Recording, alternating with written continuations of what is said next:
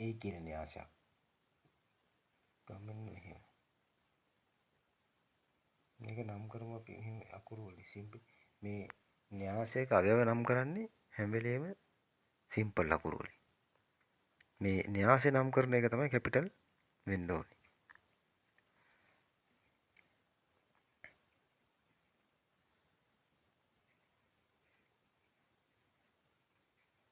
ඔන්න ඔය වගේ න්‍යාස දෙකක් ගමු මේක දෙකේ න්‍යාසන්නේ මේකත් දෙකේ න්‍යාසයක්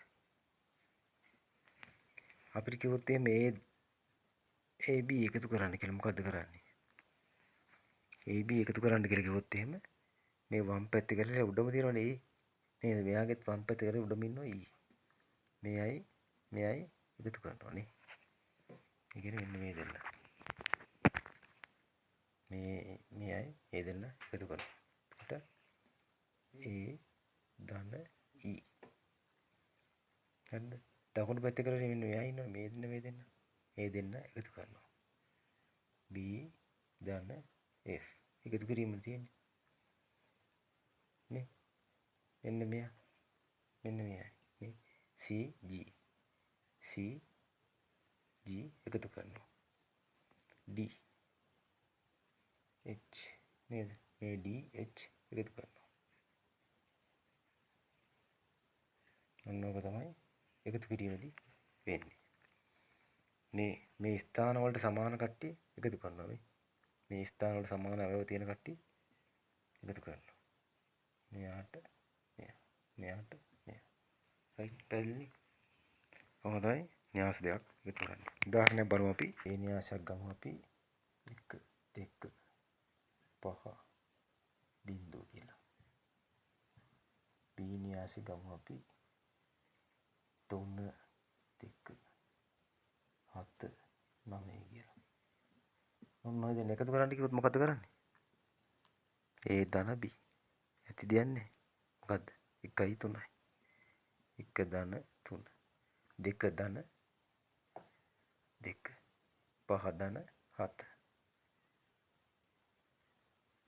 බිංදුව ධන 9 ඕක තමයි AB එකතු වෙලා හැදෙන අලුත් න්‍යාසය නේද 3යි 1යි 4යි 2යි 2යි 4යි 7යි 5යි කීයද 12යි බිංදුවයි 9යි 9යි ඕක තමයි න්‍යාසය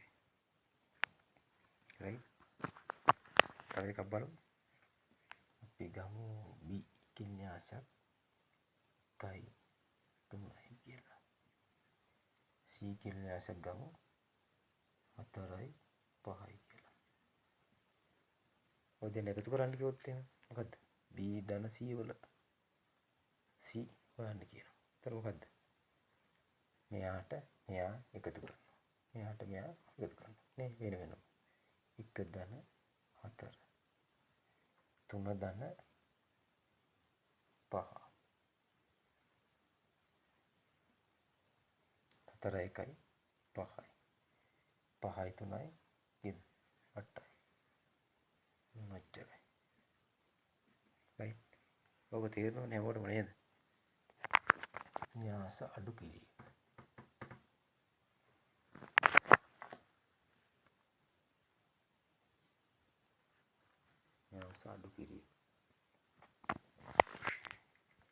අපි කිව්වොත් මෙන්න මේ දෙන අඩු කරන්න කියලා මොකද කරන්නේ අඩු කරන්න කිව්වොත් මොකද කරන්නේ B ඍණ C කිව්වොත් මොකද කරන්නේ ඒත් තරකමයි එකෙන් 4ක් අඩු කරනවා නේ 1 අඩු කිරීම 4 නේද මේක ඇතුලේ වෙන්නේ වරහන් 3 අඩු කිරීම 5 3 අඩු කිරීම 5 කීයද එකෙන් 3ක් ගියාම කීයද ඍණ 3යි අසමාන ගණිත කර්ම තිබ්බොත් එහෙම අඩු කරනවා ඒකල විශාල සංඛ්‍යාව ගණිත කර්මේ මේකට දානවා නේ මේකෙත් ඒ වගේ මේකේ ඍණ 2 හරි පැහැදිලි න්‍යාස අඩු කිරීම තව උදාහරණයක් බලමු මේකේ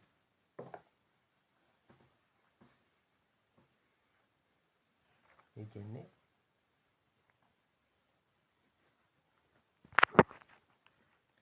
කියලා න්‍යාසයක් තියෙනවා අපි කියමු A B C D කියලා. D කියලා න්‍යාසයක් තියෙනවා කියලා ගමු අපි E F G H කියලා. මොනවද දෙන අඩු කරන්න කියලා. C දෙන්න D. එතකොට A වලින් E අඩු කරනවා. මෙයාගෙන් මෙයා අඩු කරනවා. මේකම තන ඉන්න කට්ටිය තමයි අඩු කරන්නේ. B වලින් F. ඉතර ගේමක් නෑ. DC. C G D H. මොනවද උත්තරේ? රයිට්. ඔතන න්‍යාස අඩු කිරීම. ඒ කියන්නේ අර එකතු කිරීම වගේම තමයි අඩු කිරීම. මේව කරගන්න තමයි තියෙන්නේ. න්‍යාසයක් සංඛ්‍යාවකින් ගුණ කිරීම. අපි ඒකේ න්‍යාසයක් ගමු.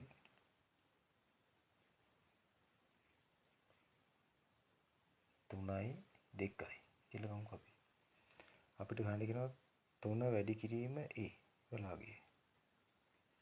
මොන සංඛ්‍යාවකින් ගුණ කරනවා කියනවා. ඒතර මොකද කරන්නේ? 3ෙන් ගුණ කරන්න කිව්වොත් එහෙම කරන වැඩේ මේ 3 3ෙන් ගුණ කරනවා. මේ දෙකත් 3ෙන් ගුණ කරනවා. නේද? ඒතකොට 3 වරක් 3 9යි 3 වරක් 2 6යි. ඒ කියන්නේ මේ න්‍යාසය අවයව සියල්ල මේ ඉලක්කනේ ගුණ කරන එක තමයි ගුණ කරනකොට තමයි 3යි A එන්නේ හැදෙන්නේ නේද? ඒතකොට 3යි A සමානයි නෝක තමයි උත්තරේ. right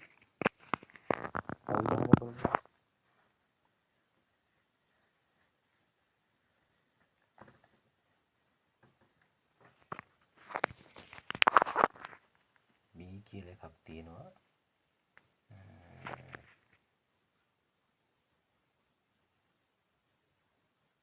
8යි 9යි 2යි. අපිට කියනවා 2යි A හොයන්න කියලා. 2යි කියන්නේ 2 ගුණ කිරීම A. ඒක මොකද වෙන්නේ? නෑ 2යි B sorry. 2යි B හොයන්න කියලා තියෙනවා. මොකද වෙන්නේ? 2 ගුණ කිරීම B කියන්නේ මේක ඔක්කොම ඉලක්කම් ටික දෙකෙන් ගුණ කරනවා. එතකොට 2 වරක් 1 2 වරක් 8 2 වරක් 9 2 වරක් 2 ගේමක් නේ. සිම්පල් එන. 2 වරක් 1 2යි. 2 වරක් 9 18යි. 2 වරක් 8 16යි. 2 වරක් 2 4යි. ඔන්න ඕක තමයි න්‍යාසයක් සංඛ්‍යාවකින් ගුණ කිරීම කියලා කියන්නේ. හරි. හරි.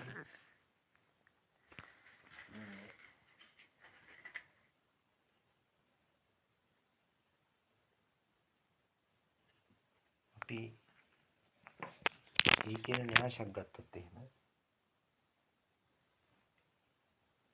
අපි කියමුකෝ